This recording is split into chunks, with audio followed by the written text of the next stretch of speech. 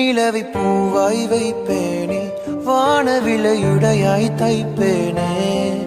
உனக்காக ஏதும் செய்வேன், நீ எனக்கென செய்வாயோ. இந்த ஒரு ஜென்மம் போதாது, 7 ஜென்மம் எடுத்தும் தீராது. அந்த தெய்வம் உன்னை காக்க தினம் தொழுவேன் தவறாது. என்ன நான் கேட்பேன் தெரியாதா, இன்னமும் என் மனம் புரியாதா.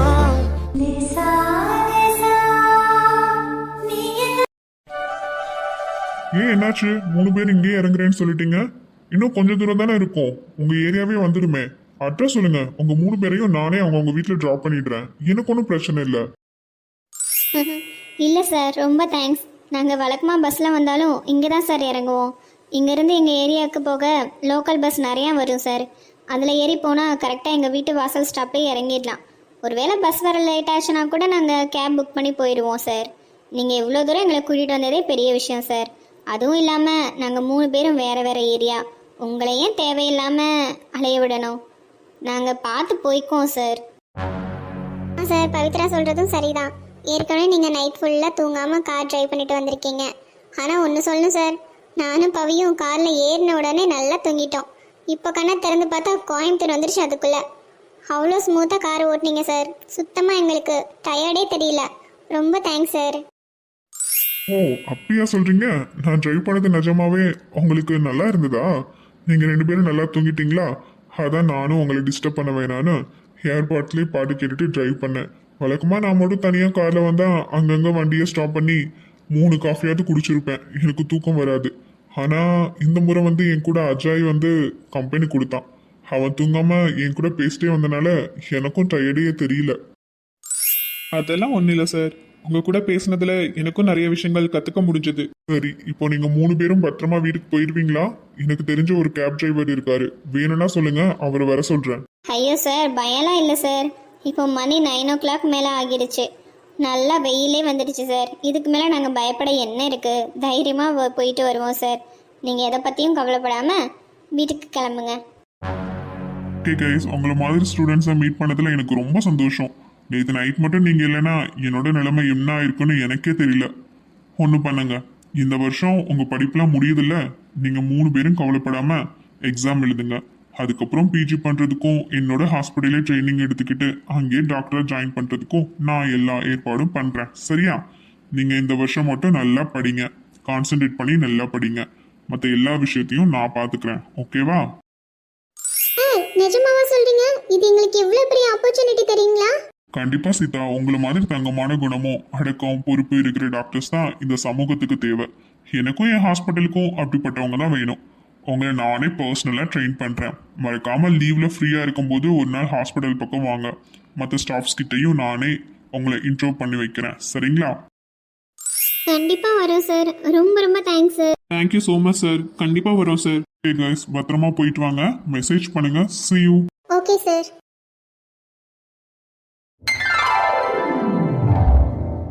காரை தொடச்சாச்சு, நீ சவாரிக்கு கிளம்ப வேண்டியதான். இவ என்ன சமைச்சு முடிச்சிட்டாலும் இன்னும் என்ன பண்றான்னு தெரியலையே. ஏமா ஏமா துளசி, சமையல் முடிஞ்சா? இன்னைக்கு சீக்கிரம் சவாரி போகணுமா? பல்லவிமா, நீயும் ரெடி ஆயிட்டியா? நான் உன்னோட ஆஃபீஸ் பக்கம் தான் போகிறேம்மா, அப்படியே உன்னை ட்ராப் பண்ணிடுறேன்.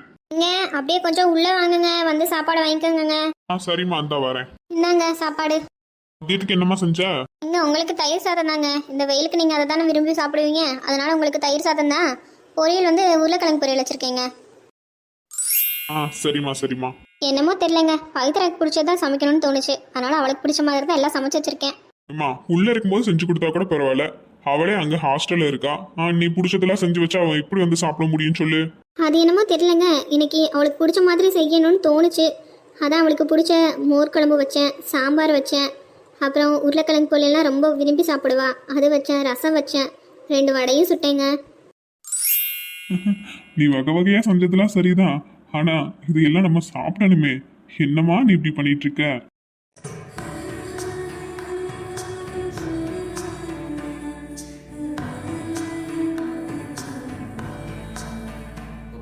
அப்பா, நான் கிளம்பிட்டேன், போலாமாப்பா? அப்படியே தங்கம், சரிடா கிளம்பலாம். இருமா உனக்கு டிஃபன் பேக் பண்ணிட்டு அதை எடுத்துட்டு வந்துடுறேன். சரிம்மா. உங்களுக்கு என்னப்பா, வழக்கம் போல தயிர் சாதம் தானா? ஆமாம்மா, எனக்கு இந்த தயிர் சாதம் சாப்பிடாட்டி அவ்வளோதான். அதுவும் இந்த வெயிலுக்கு கொஞ்சம் சாப்பிட்டா தான் உடம்பு கொஞ்சம் குளு குளுன்னு இருக்கும்மா. சரிங்கப்பா. உங்க அம்மாக்கு எனக்கு என்னாச்சுன்னே தெரியலடா. பவித்ராக்கு பிடிச்ச மாதிரி எல்லாம் சமைச்சு வச்சிருக்காளாம். என்னப்பா சொல்கிறீங்க? பவிக்கு பிடிச்ச மாதிரி சமைச்சு வச்சுருக்காங்களா? எனக்கு பிடிச்ச மாதிரி சமைச்சா கூட பரவாயில்ல, நான் விரும்பி சாப்பிடுவேன். அவளுக்கு இந்த மோர் குழம்பு, சாம்பார், உருளைக்கிழங்கு தானே பிடிக்கும். அதுதானே பண்ணி வச்சுருக்காங்க. ஏன்பா அம்மா இப்படி பண்ணுறாங்க? அதான் தெரியலடா, உங்க அம்மாக்கு ஏதோ ஆயிடுச்சு. என்ன அப்பா மகளை என்ன பேசிட்டு இருக்கீங்க என்ன பத்தி? என்னம்மா அப்படி பண்ணி வச்சிருக்கேன்? பவிக்கு பிடிச்ச மாதிரி சமைச்சு வச்சிருக்கியா? எனக்கு பிடிச்ச மாதிரி சமைச்சு கொடுத்தா கூட பரவாயில்ல. நான் எவ்வளோ நாள் அந்த வெஜிடபிள் ரைஸ் பண்ணி கொடுன்னு சொல்கிறேன், அது செஞ்சு கொடுக்குறியா நீ? என்னமோ தெரியலடி, இன்னைக்கு என் புள்ள ஞாபகமாவே இருக்கு. அதான் அவளுக்கு பிடிச்ச மாதிரியாச்சும் சமைச்சு அதை சாப்பிட்டா கொஞ்சம் நல்லா இருக்குமே அப்படின்ட்டு தான். நான் வருவோம்மா, நீ போமாங்கிட்டு. சரிம்மா, இன்னைக்கு ஒரு நாள் அட்ஜஸ்ட் பண்ணி சாப்பிட்டுக்கோ. நாளைக்கு உனக்கு பிடிச்ச வெஜிடபிள் பிரியாணி ரொம்ப நாளாக கேட்டுட்டு இருக்கல, அது செஞ்சு தரேன். சரியா அம்மா? இப்படியே சொல்லி சொல்லி சமாளிச்சிரு. சரிம்மா, அப்படியே கிளம்பலாமா? ஆப்பா. அக்கா, வாளு எப்படி வந்த? இன்னும் ஒண்ணுமே சொல்லல. சர்ப்ரைஸா? அம்மா எப்படி என்னோட சர்ப்ரைஸு? வேற லெவல் சர்ப்ரைஸ் தான். அம்மா, இன்னைக்கு நீ செஞ்சு வச்ச சாப்பாடுலாம் வீணே ஆகாதுமா. இதோ திண்ணி மாடு வந்துட்டால, நல்லா சாப்பாடு போடுங்க, சாப்பிட்டுட்டோம். அக்கா நீ எப்படி சொல்லலாமா? இங்க பாரு நான் எவ்வளோ வெயிட் லாஸ் ஆயிட்டேன்னு. எங்க வீட்டில் இருக்கும்போது தான் அம்மா பிடிச்ச மாதிரி சமைச்சு கொடுப்பாங்க. வெயிட் போட்டுச்சு. அங்கே ஹாஸ்டல்லாம் போய் பாருக்கா, எனக்கு ஒழுங்காவே சாப்பிட முடிய மாட்டேங்குது. வீட்டு சாப்பாடு எவ்வளோ மிஸ் பண்ணுறேன்னு தெரியுமா? அது எனக்கு தான் தெரியும். உனக்கு என்ன, நீ வீட்டில் இருக்க. பவிதங்கம், என்னடா முன்னாடியே ஃபோன் பண்ண மாட்டியா? அப்பா வந்து உன்னை கூட்டிட்டு வந்திருப்பேன்ல, எப்படி வந்த? அப்பா நான் மட்டும் இல்லைப்பா, என் கூட சீதாவும் அஜயும் தான் வந்தாங்க. அது மட்டும் இல்லாமல் எங்களை ஒரு பெரிய டாக்டர் தான் இங்கே வந்து ட்ராப் பண்ணாரு. அவரை பற்றி நான் தினமும் அப்புறம் உங்ககிட்ட சொல்கிறேன்ப்பா. இப்போ எனக்கு சாப்பாடு தான் முக்கியம். உன்னோட சமையல் வாசனை வெளியே வரைக்கும் தூக்குதுமா, எனக்கு பசிக்குதுமா. அதான் நினச்சேன், என் புள்ள இன்னைக்கு வரனால தான் எனக்கு என் மனசில் இப்படி தோணி இருக்கு போல, அவளுக்கு பிடிச்ச மாதிரி சமைக்கிறதுக்கு. கவிமா, இன்னைக்கு உனக்கு பிடிச்சது மட்டும்தான் சமைச்சிருக்கேன். வா வா உள்ள வா, நல்லா சாப்பிடலாம். அக்கா லவ் யூக்கா. லவ் யூ வாளு. என் பிள்ளைங்களை ஒத்துமையா பார்த்து எவ்வளவு வருஷம் ஆச்சு.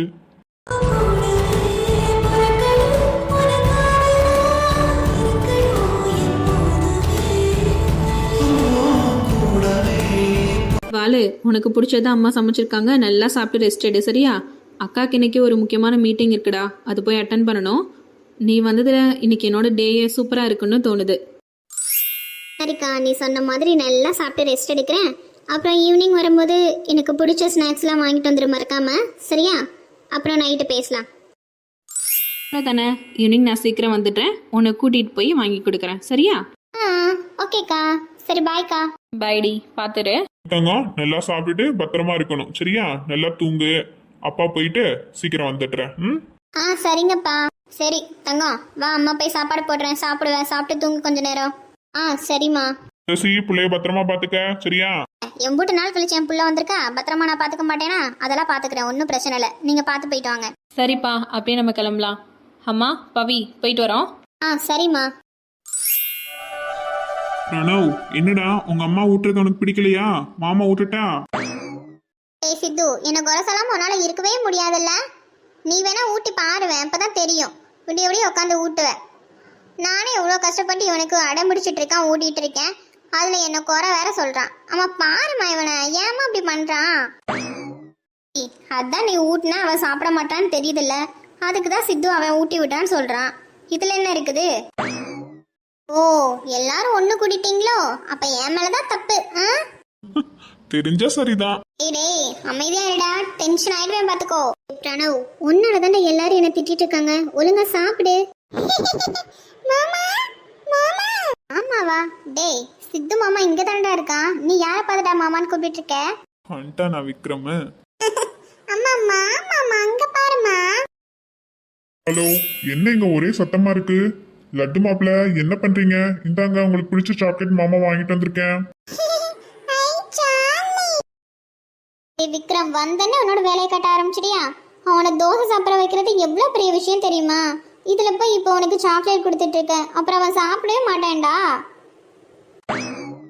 வீடுக்கா, நீ தான் அவனை எதையுமே சாப்பிட விட மாட்ட. சின்ன பையன் தான் அவன், கொஞ்சம் சாப்பிட்டா ஒன்றும் ஆகாது. அவன் கொஞ்ச நேரம்னாச்சும் சந்தோஷமா இருக்கட்டும் சாப்பிட்டுட்டு. ஏய் இவனை பத்தி உனக்கு என்னடா தெரியும்? கொஞ்சம் சாக்லேட் சாப்பிட்ட கூட அவனுக்கு உடனே சளி பிடிச்சிரும்டா. அப்புறம் நான் தான் ராத்திரி முழுக்க தூங்காம அவனை பாத்துக்கணும். ஏங்கா நீ சொல்றத பார்த்தா அவனுக்கு சளி பிடிக்கிறதுல உனக்கு பிரச்சனை இல்லை போலயே. நீ நைட்டு ஃபுல்லா தூங்காம இருக்கிறது தான் பிரச்சனையா இருக்கும் போல இருக்குதே. சொல்லிட்டுடா. ஹலோ அக்கா, மறந்துட்டியா? நான் ஒரு டாக்டர் தான். நான் தான் அவனுக்கு சாக்லேட் கொடுக்குறேன். அது ஹோம்மேட் சாக்லேட் தான், அதனால அவனுக்கு ஒன்றும் ஆகாது. அப்படி சளி பிடிச்சாலும் அதை நானே கியூர் பண்ணிக்கிறேன், கவலைப்படாதேன்னா. விக்ரம் எப்பப்பா வந்த? அவார்ட் ஃபங்க்ஷன்லாம் நல்லபடியா முடிஞ்சதா? எதுவும் ப்ராப்ளம் இல்லையே? அதெல்லாம் ஒரு ப்ராப்ளம் இல்லம்மா, எல்லாம் நல்லபடியா முடிஞ்சது. அது அவார்டு ஷீல்டு எல்லாம் ஹாஸ்பிட்டல் அட்ரஸ்க்கே வந்துடுமா. சரிப்பா, அப்படியா? உட்காரு. அம்மா உனக்கும் சூட தோசை சுட்டு கொண்டு வரேன், சாப்பிடுவ. இல்லம்மா இப்போ வேணாம், கொஞ்ச நேரம் முன்னாடி தான் காஃபி குடிச்சேன். கொஞ்ச நேரம் ரெஸ்ட் எடுத்து அப்புறமா சாப்பிட்டுக்கிறேம்மா. இன்னைக்கு ஈவினிங் தான் ஹாஸ்பிட்டல் போவேன்.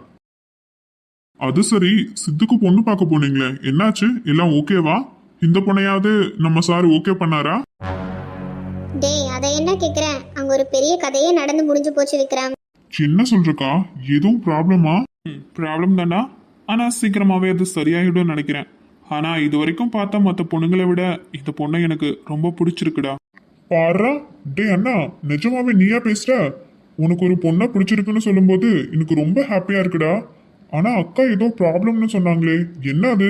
அதை நானே சொல்கிறேன் விக்ரம்.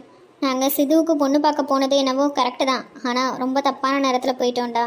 அட்ரஸ் மாதிரி வேற வீட்டுக்கு போயிட்டோம். என்ன அட்ரஸ் மாறிட்டீங்க? ஆமாம் விக்ரம், நம்ம குடும்பத்தில் எல்லாருக்குமே அந்த பொண்ணை பிடிச்சிருச்சு. அந்த பொண்ணோட வீட்டில் இருக்கிற எல்லாரையுமே பிடிச்சிருச்சு. ஏன் சித்து கூட அந்த பொண்ணு கூட தனியாக பேசுகிற வரைக்கும் போயாச்சு. ஆனால் திடீர்னு புரோக்கர் ஃபோன் பண்ணி, ஏமா இன்னும் பொண்ணு வீட்டுக்கு வரல, எல்லாரும் காத்துட்ருக்காங்கன்னு சொன்னப்போ தான் எங்களுக்கு சரியான ஷாக்கு. அது மட்டும் இல்லைடா, நாங்கள் தப்பாக போன அட்ரஸில் அந்த பொண்ணை பார்க்குறதுக்கு இன்னொரு ஒரிஜினல் மாப்பிள்ளை வந்திருப்பாங்க போல இருக்கு. ஆனால் அவங்களுக்கும் ஒரு ஃபோன் வந்துச்சு, இனி உங்கள் வீட்டு பக்கமே எட்டி பார்க்க மாட்டோம், உங்கள் பொண்ணை பார்க்க வந்ததான் என் பிள்ளைக்கு இப்படி ஆக்சிடென்ட் ஆயிடுச்சுன்னு சொல்லி ஃபோனில் அவ்வளோ திட்டு வச்சுட்டாங்க போல. அங்கேயும் ஒரே குழப்பமாயிடுச்சு விக்ரம். ஏய் அண்ணா, என்னடா இப்படி சொல்றாங்க? உனக்கு அந்த பொண்ணை பிடிச்சிருக்கு தானே? விக்ரம், இது என்னடா கேள்வி? கல்யாணம் பண்ணா அவ்வளோதான் பண்ணணும்னு அவளை பார்த்து அந்த நிமிஷமே முடிவு பண்ணிட்டேன்டா. ஆனால் சில பல வேலைகள்லாம் இருக்கு, சில ரகசியங்களை கண்டுபிடிக்க வேண்டியிருக்கு. அதெல்லாம் சரியா பண்ணிட்டு கண்டிப்பா என் பல்லவியை நான் கல்யாணம் பண்ணிப்பேன். நீ சொல்றத பார்த்தா ஏதோ பெரிய ட்விஸ்ட் இருக்கும் போல இருக்கே. சரி, வெயிட் பண்ணி பார்க்கலாம். அதுவும் இல்லாம உன்கிட்ட நிறைய பேச வேண்டியது இருக்கு, நைட்டு பேசிக்கலாம், சரியா? ஓகேடா விக்ரம்.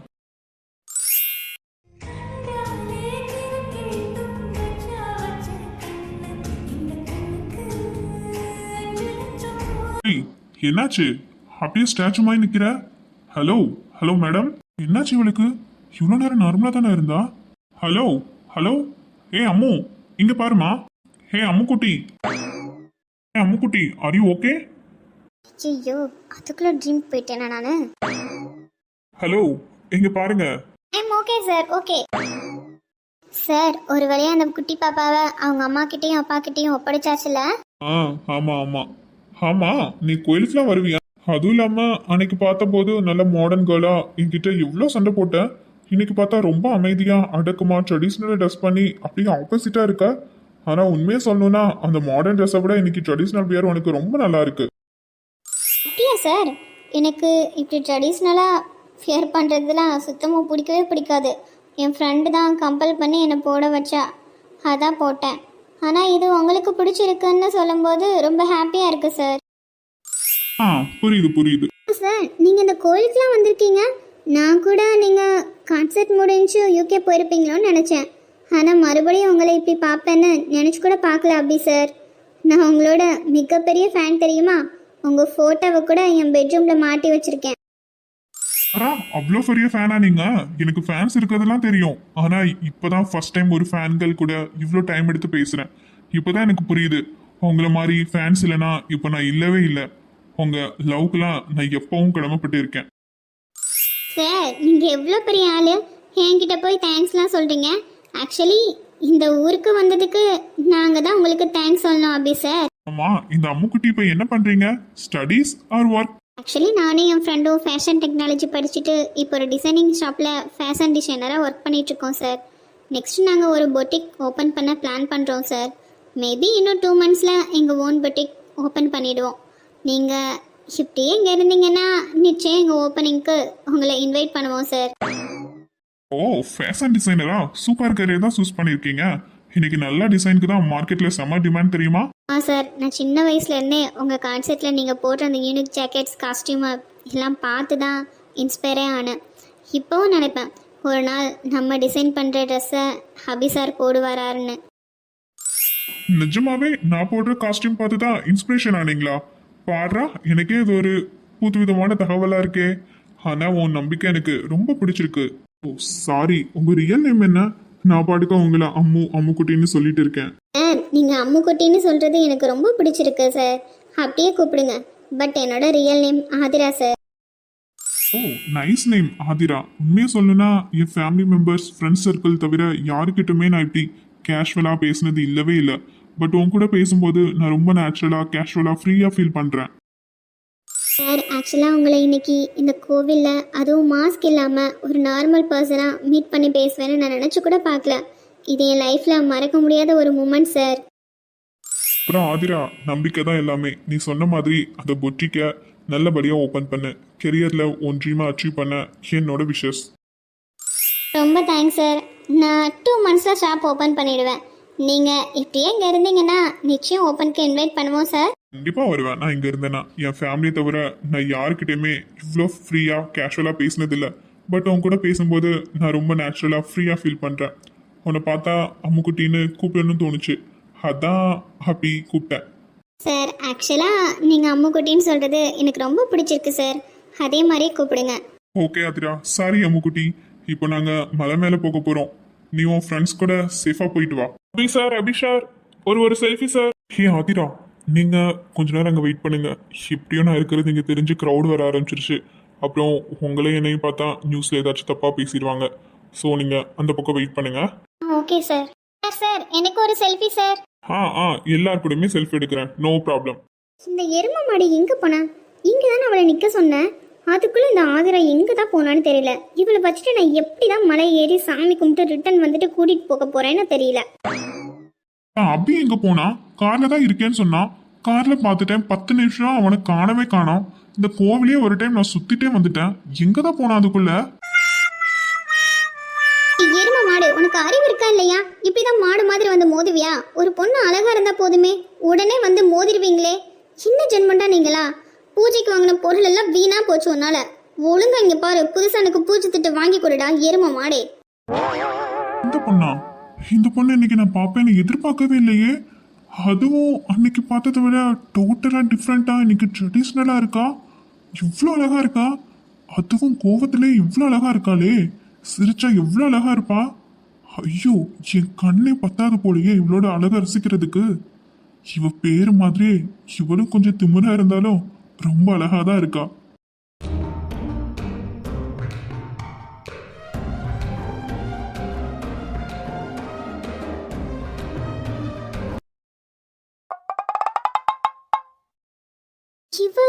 இவரே அவ்வளோ நேரம் திட்டிட்டு இருந்தேன்.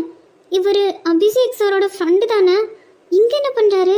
அப்போ ராக் ஸ்டார் அபி சாரும் இங்கே வந்திருப்பாரோ? ஐயோ, உடனே இதை அம்மா கிட்ட சொல்லணுமே. இவர் வேற நான் திட்டிட்டேன். அம்மா, எனக்கு ஞாபகம் வந்துடுச்சு போல. ஒரே கோவம் தான் மேடம்க்கு எப்பவும்.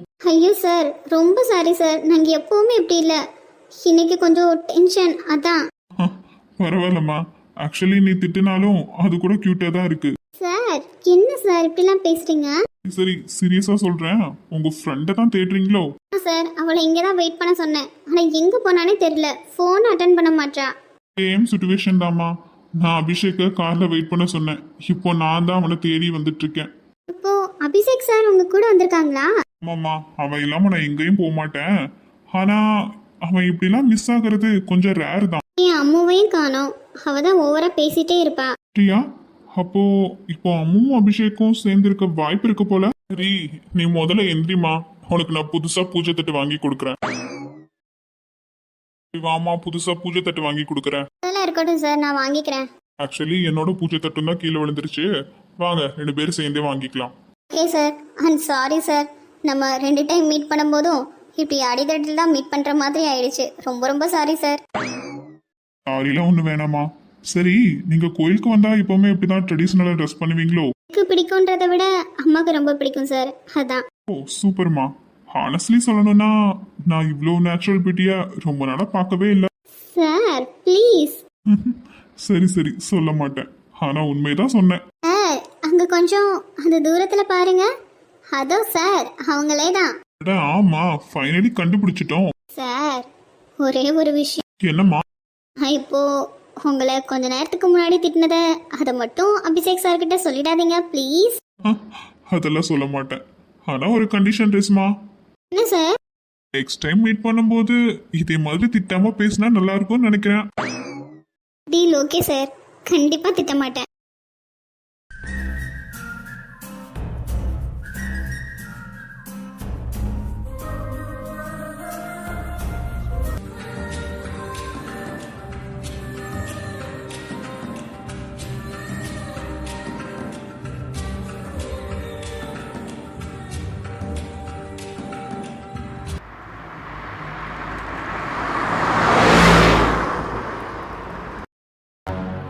சரியா 3 வருஷத்துக்கு முன்னாடி இதே இடத்துல தான் என்னோட கார் பஞ்சர் ஆகி ஃபோனில் சிக்னல் கூட இல்லாமல் சுற்றி 4 மிருகங்க என்னை சூழ்ந்து நின்னப்போ மரணத்தோட விளிம்ப நான் நிஜமாவே பார்த்தேன்.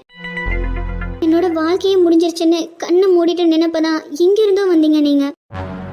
சத்தம் மட்டும்தான் கேட்டுச்சு. இருட்டில் மின்னல் வெற்ற மாதிரி அடித்த ஒவ்வொரு அடியும் அந்த நிமிஷம் எனக்கு நீங்கள் ஒரு மனுஷனாக தெரியல, கடவுளாக தெரிஞ்சுங்க. பயத்தில் நான் உறைஞ்சு போய் நின்னப்போ என் மேலே ஒரு சின்ன கீறல் கூட விழாமல் பார்த்துக்கிட்டீங்க. ஆனால் கடைசி வரைக்கும் உங்கள் முகத்தை நான் பார்க்க முடியாமல் போயிடுச்சு. எல்லாம் கேட்குறாங்க, லண்டனில் இவ்வளோ பெரிய பிஸ்னஸ், ராக் ஸ்டார் அண்ணன், இவ்வளோ வசதி இருந்தும் ஏன் நீ இன்னும் ஒரு மாதிரி இருக்கன்னு, ஏதோ இழந்தவ மாதிரி இருக்கன்னு. அவங்களுக்கு எப்படி புரியும்? என் உயிரை நீங்கள் பிச்சை கொடுத்தனால தான் நான் இன்னைக்கு இந்த இடத்துல இருக்கேன்னு. நீங்கள் அன்னைக்கு சிந்தின ரத்தம் இன்னும் இந்த செயினில் காயாத மாதிரி எனக்கு தோணுது. இப்போ நான் பிஸியாக இருக்கலாம், ஆயிரக்கணக்கானவங்க எனக்கு முன்னாடி வந்து நிற்கலாம், ஆனால் என் தேடல் முழுக்க அந்த ஒரு முகத்துக்காக தான். நீங்கள் யார், எங்கே இருக்கீங்க, ஏன் எனக்கு உதவி பண்ணிட்டு சொல்லாமல் போனீங்க? இந்த உலகத்தில் எத்தனையோ பேர்கிட்ட தேங்க்ஸ் சொல்லியிருக்கேன், ஆனால் என் உயிர் மூச்சு அடங்குறதுக்குள்ளே என்னை வாழ வச்ச அந்த கைகளுக்கு ஒரே ஒரு தடவை தேங்க்ஸ் சொல்லணும். இந்த செயினை உங்கள் கழுத்தில் மாட்டிட்டு உங்கள் கண்ணை பார்த்து தேங்க்ஸ்ன்னு சொல்லணும். அதுக்கப்புறம் இந்த திவ்யாவுக்கு எதுவுமே தேவையில்லை. எங்கே இருந்தாலும் சீக்கிரம் வந்துடுங்க, நான் காத்துட்ருப்பேன்.